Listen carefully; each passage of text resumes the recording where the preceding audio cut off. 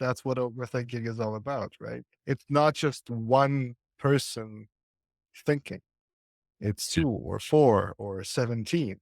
It's a whole debate going on, and half the time we're not even aware of half the voices going on in our head. If it's like when a committee tries to make a decision, like in a large organization, and it gets nowhere for months because everyone needs to get their pound of flesh. So in our own heads, it works the same way. Every voice needs to get its own pound of flesh. And at least when you're sitting at a large oak conference table debating these things, it's obvious that there are multiple voices. And you know that this guy on that end with the sour face is the reason no one's been able to make the decision.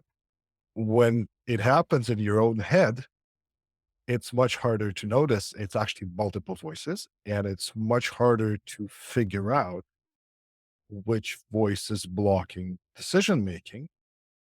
And what's worse is that voice might be right.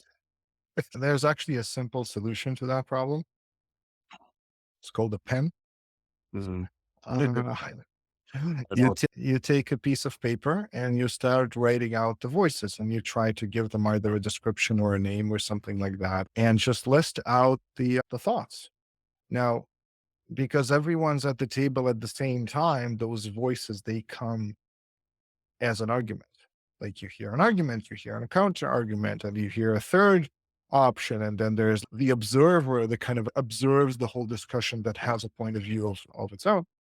And as you write this down, you put each piece in its Mhm. own spot. So maybe I once did this exercise with a client of mine. We spent 3 hours mapping out his voices. I think he had 9 or 12. He was trying to make a really difficult decision, a life changing decision from that guy's perspective.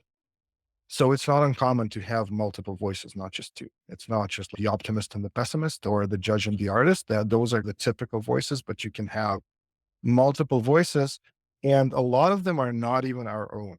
There's the societal voice, there's the voice of my mom, and there's the voice of my dad, and so on. And there's the voice of, like in my own mind, there's the voice of kind of my communist upbringing. And just the act of writing out what each voice is saying is like being that guy who sums up the meeting, right? Like the person who actually writes the notes for the meeting. And then this side made these claims, the other side made the other claims. And then once you've written out all these voices, what you can notice is that there's also a deeper I, a deeper me that can look at all of this and potentially answer the question, okay, so these are all the voices, these are all the different advisors I have in my head.